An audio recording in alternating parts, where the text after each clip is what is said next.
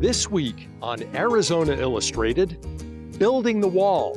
Water is our lifeblood, and in my estimation, it's being squandered in a really shameful way. Who is looking after those on the line? How long do they think that these nurses are going to be able to continue to do this while putting their own families in danger? Windows into time.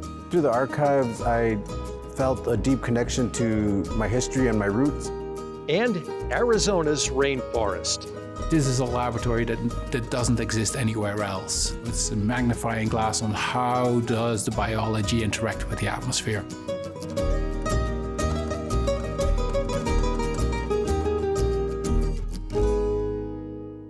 Welcome to Arizona Illustrated. I'm Tom McNamara. The AZPM crew and I are on the grounds of the U-Arizona campus, and as we do every week, wearing masks and taking care to physically distance from each other and others. And in my case, having a mask on hand in case it becomes difficult to do so. And it's important as Arizona continues to report a high number of positive cases of coronavirus. While coming off its high of nearly 5,000 confirmed cases earlier this month, the state continues to average around 3,000 per day, a number not breached before mid-June. And this means a continually growing number of people needing care, a need many have deemed critical as a number of occupied beds in intensive care units are at capacity. For more coronavirus-related information and resources to help you and your family to stay safe, visit news.azpm.org. In May, the Army Corps of Engineers awarded $1.28 billion to Fisher Sand and Gravel, a North Dakota-based company with offices in Tempe. The project? Build 42 miles of border wall from Nogales to the eastern boundary of the Tohono O'odham Nation. Construction has begun, and with it, concerns about its effect on water. At more than 100,000 acres, Buenos National Wildlife Refuge is a scenic landscape among rolling grasslands southwest of Tucson. Rich in biodiversity and color, it is an oasis for Melissa Owen and her husband Troy. Owen used to volunteer and work at the refuge. Eventually, she moved next door. When this property came up for sale, Troy and I just sort of held hands and took the plunge and bought it. Their 600-plus acres includes a vineyard, fruit trees, and chickens. But Owen is worried about the future.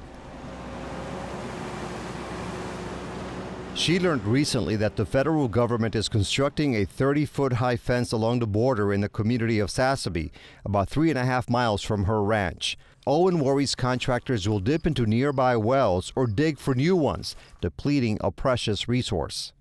Water is our lifeblood. It is the most important resource that we have, and in my estimation, it's being squandered in a really shameful way.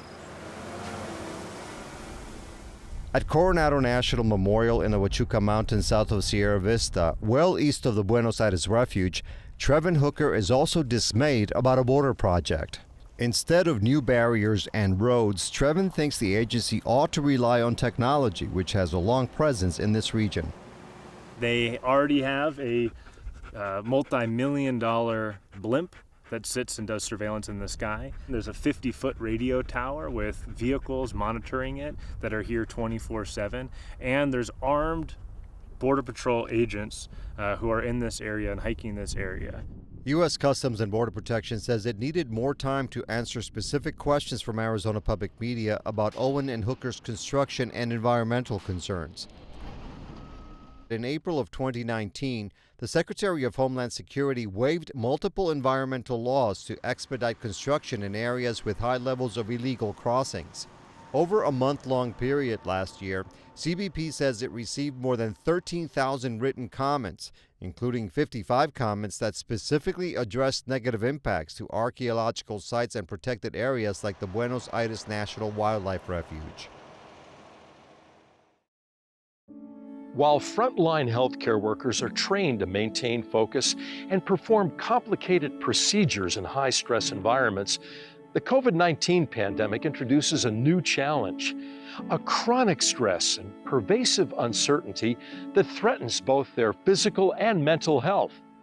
While healthcare workers take care of the sick, who is looking after those on the line?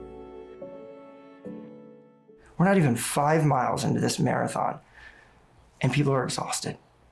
As a leader of our state, how much enforcement should we really have with these kinds of issues? Well, Antonia, I would say that Arizonans have taken physical distancing very seriously. Arizona has become a new epicenter for COVID-19. Maricopa County, where most Arizonans live, has by far the highest number of cases, deaths, and hospitalizations in the state.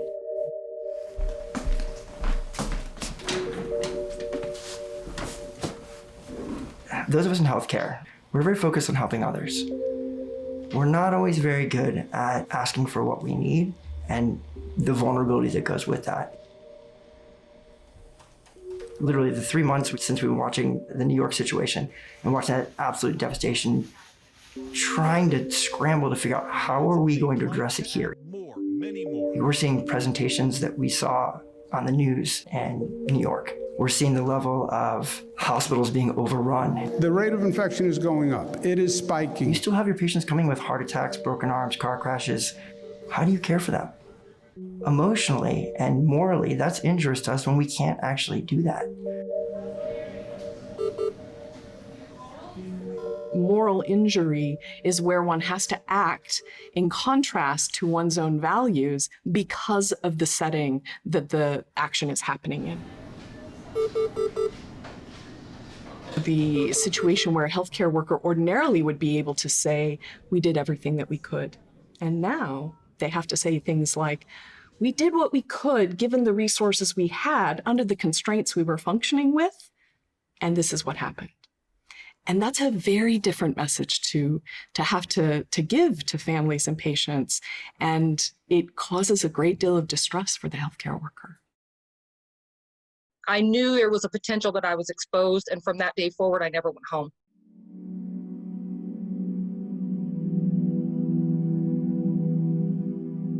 They're telling me that I'm clear to go back home on Monday, but I still have symptoms. And then I'm reading from other sources that, you can be a carrier of this for weeks. So I'm still not confident with going home and being around my mom.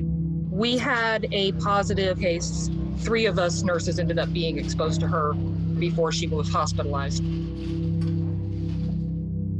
I really just didn't even think that she would pass away. And, it was really a shock for me to hear that. We lost a couple more people besides just her after I had already left and contracted it. While you're sick, to find out that the person that you contracted this from passed away, it's scary, You can imagine at this time, this is a real problem for healthcare workers. At this moment when they are asked to do the most stressful aspect of their job, they also know that they can be bringing home virus to their family, to their immune-compromised family, to their children, to their community. And so thinking about how they can mitigate that led healthcare workers to do things like sleep in their car or sleep in a treehouse. And we wanted to come up with a better way.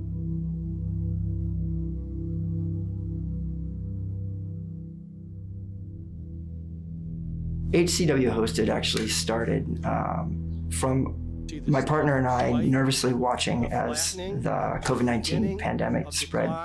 And so we were thinking about how we could actually provide a mechanism for safe housing in Tucson, utilizing community-based resources, whether it be folks offering up the Airbnbs, which is where I'm staying now, whether it be hotels, whether it be dorms, and working with the university, trying to figure out how to provide those services. So there are 2 other things that we provide. The second one is daily check-ins. So each day they receive a text message and they're able to fill out what physical health symptoms they're having, what kind of distress they're experiencing, and how their sleep is. And with those daily check-ins, if they exceed a certain threshold, we at HCW Hosted, our team members get in touch with them and find out what kind of symptoms are they having. And then from a psychological perspective, why is the distress so high today? Or what's getting in the way of you being able to get a good night's sleep, and to try and help them come up with ideas. I honestly don't know if I would be able to emotionally handle being a nurse in an ICU unit and having people that you know are dying alone. That's very hard to deal with on a daily basis, and I think a lot of people take that for granted. How long do they think that these nurses are going to be able to continue, to do this while putting their own families in danger? Healthcare workers have a lot of coping strategies, and our job on the emotional wellness side is to reinforce those strategies they already know, that already work for them, and to encourage them to expand on those so they can go back in day after day to the same job. Having a role in understanding the problem and creating a solution builds resilience within a community. It also builds community bonds, right? Which will make us as a community more resilient in the future for this big second wave that we're concerned about that'll be coupled with influenza. And that's just absolutely terrifying. Not just because of the numbers of beds and numbers of sick people, but we will have been at this marathon for a good 9 months at that point. Who's gonna have any gas left in the tank to charge up that hill if we're not actually minding about our wellness now? Healthcare workers are already twice as likely to commit suicide than the rest of the population. It's unacceptable for us not to anticipate the burden this is going to create on them and their family. And then what does that mean for our communities? Just like war scars a country and the population, the psyche of a population, we can try and minimize that. So that's what Hosted is seeking to do, and has done so in a very grassroots way, and trying to build up to be maybe less grassroots driven, but still community grassroots based, but bringing the institutions on board, whether it be the government institutions or whether it be the healthcare companies. I think there are a few things we can do to support our healthcare workers. One is to recognize the enormity of their burden, but more importantly, offering resources in a variety of situations. So if you have an Airbnb and you would be willing to contribute it for some period of time at least, getting in touch with HCW Hosted so that we can list that as one of the options. Providing food, providing laundry services, providing other ways of helping these healthcare workers to deal with what they have to do. The service that they're offering is amazing, and I'm personally very, very grateful to them. Because of them, my family didn't get sick, and I think that it could make a big difference for the community, not just the healthcare workers, but the patients too. Just recently, Arizona Forge, a U-Arizona-led effort that helps startups grow with the help of coaches, mentors, industry experts, and UA students, chose HCW Hosted as one of its new cohort members. For more information on HCW Hosted and how you can help, visit hcwhosted.org. The Arizona State Museum's photographic collection of Southwest American Indian culture dates back over 100 years, not long after the invention of photography. But the images are more than just a visual record. They're a powerful window in time for the museum's staff and Arizona's indigenous people.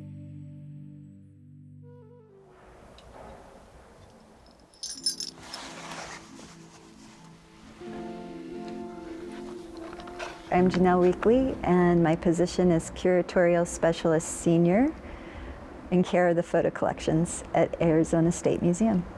That means just making sure that they're kept safe and accessible to the public.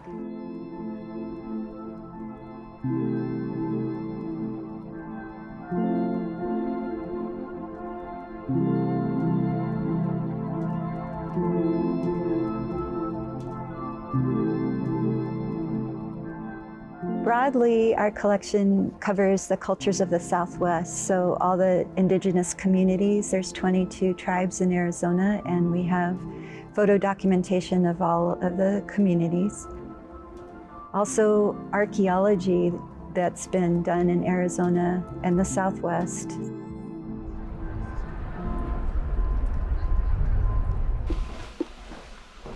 This is a set of 8mm films from 1936 to about 1942. We also have videos. Some of the films aren't in super great condition, and the only thing that will arrest that and slow it down is to put them in a freezer. So these are orotones, and they're on glass. To get the gold tone, either banana oil with gold pigment or gold leaf are used, and it gives it a real three-dimensional quality and very luminous quality. Both of these images are by William Dinwiddie, who swung through here in the mid-1890s, and this one's out at the Tohono O'odham community, probably near Sanavir. And we know the woman is named Joanna Victoriana, which is really wonderful to have a photo that old and we know her name. And this one is a group of Apache people, probably near San Carlos. I think this is our oldest print, and it's a stereograph. The image is by Timothy O'Sullivan. It's from 1873. Helga Tyvis was the Arizona State Museum's photographer for 30 years. These are some of the ones by Helga of the Tohono O'odham people. Her photographs probably make up easily a third of our collections, and she documented pottery making, agriculture, you name it. She would go to the communities and get permission to photograph. So Rupert and Gia made 3 pots, and she documented every phase of each of those 3 pots. Her work touched so many lives, and she created such beauty for every single person she photographed.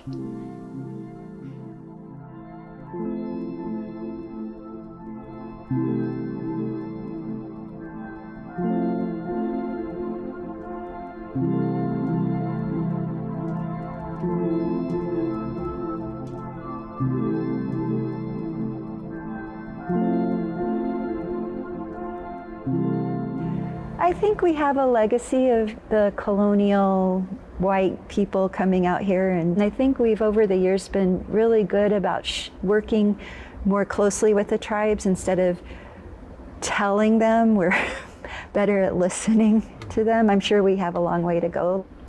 We have our Southwest Native Nations Advisory Board, and it's a group of members from each of the tribal communities in Arizona. Once a year they come and we present about what exhibits and public programs we have coming up, and we seek their advice. Grandma was born in the 30s. Mm-hmm. Yeah, so around this time she was probably an infant. So I teach the history and culture of Yaqui people. It's offered at the reservation. We can offer it tuition free to our community members. I think when they come in here and they're looking at these photographs, a lot of the general histories we talk about start fitting in, or that at least they can see how their families were part of that era that we just talked about. Yes, some of these photographs might have been taken during a questionable time, or should have they been taking pictures in the first place. We really do have to be careful. Just got to be critical of everything and find what you need. I think that when our students are able to understand that and be able to use that for their own purpose, their own work, their own learning path, I think it's great. I didn't even know this existed until I took Annabelle's class. Looking through the archives, I felt a deep connection to my history and my roots, and it really was profound to know that I have a a history and I have roots and I come from a tribe. It's a good feeling to know that.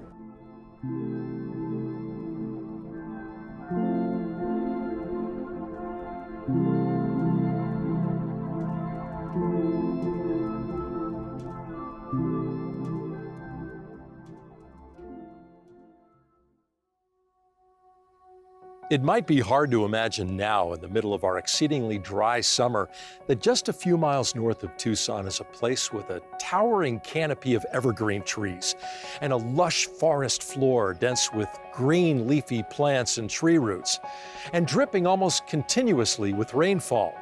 This is Arizona's rainforest.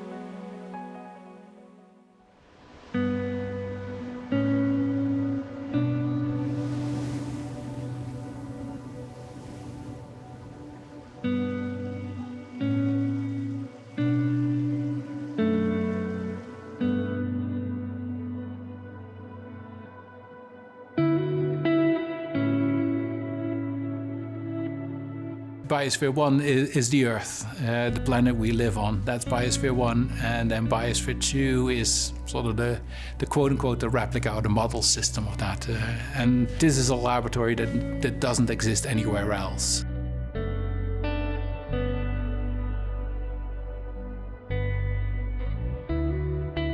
My name is Joost van Haren. I'm an assistant research professor here at Biosphere 2, and I also teach at the U of A in the Honors College.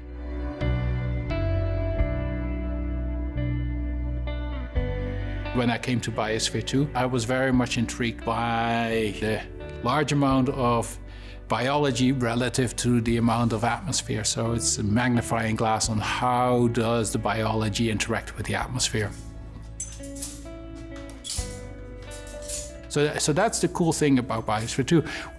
Gases will build up so much more here in Biosphere 2, and so it's much easier to measure it. And the elements that I was interested in, carbon and nitrogen and water, and in the tropical forest, those cycle the fastest. All those processes happen much faster in rainforest than anywhere else, and so that's why I got very much interested in rainforest.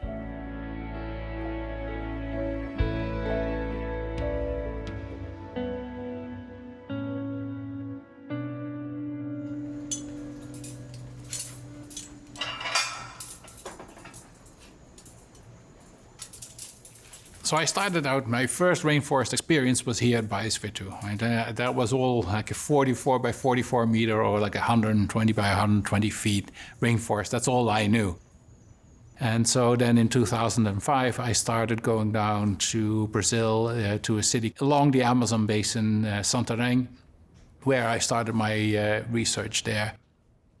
The Amazon rainforest is the largest continuous rainforest on the planet. I call it the Sea of Green because literally when you fly over it, when you come in and it's not cloudy, it's literally green as far as you can see. Walking through the forest is a magical thing, especially some of these forests, like the trees are like 150, 160 feet tall. Literally you need like 10 people hand in hand to get around these trees.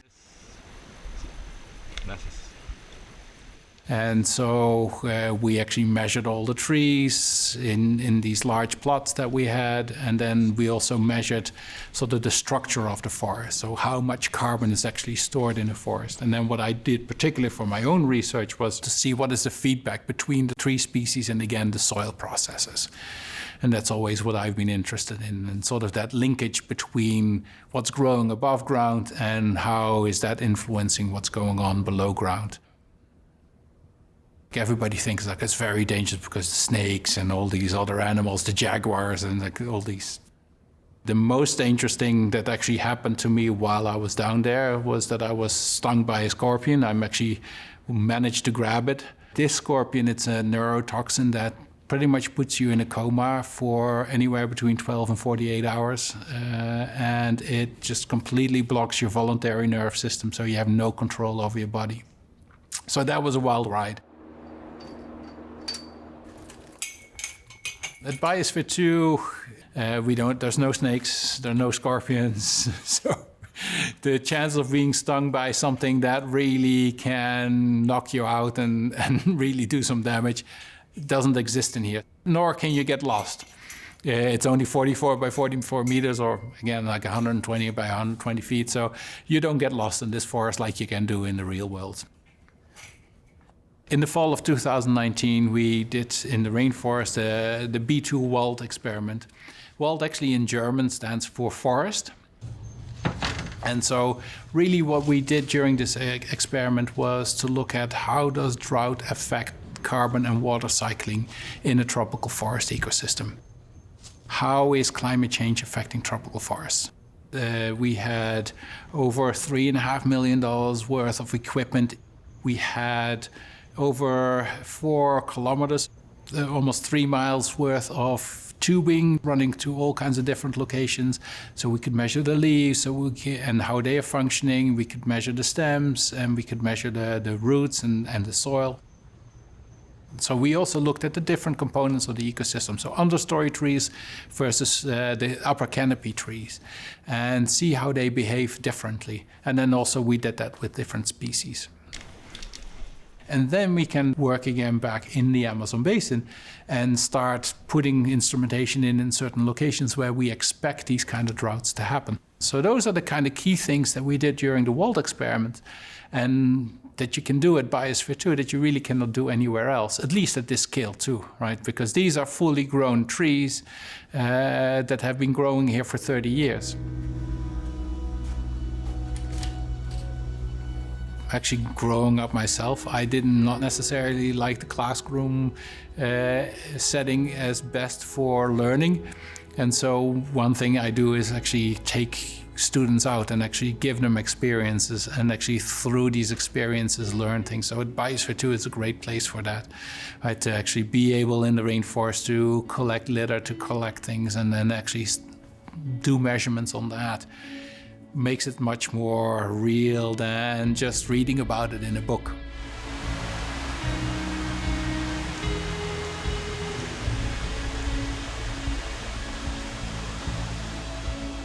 With the students, I really try to instill this notion of curiosity about and trying to build knowledge. And how do you build knowledge about your environment around you?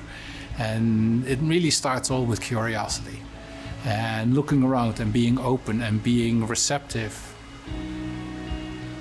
To me as well, is like, I think I am very much smitten and in tune with the environment around us. And so I want to make sure that I have done whatever I could to actually try to leave the planet in a good state for the next generations.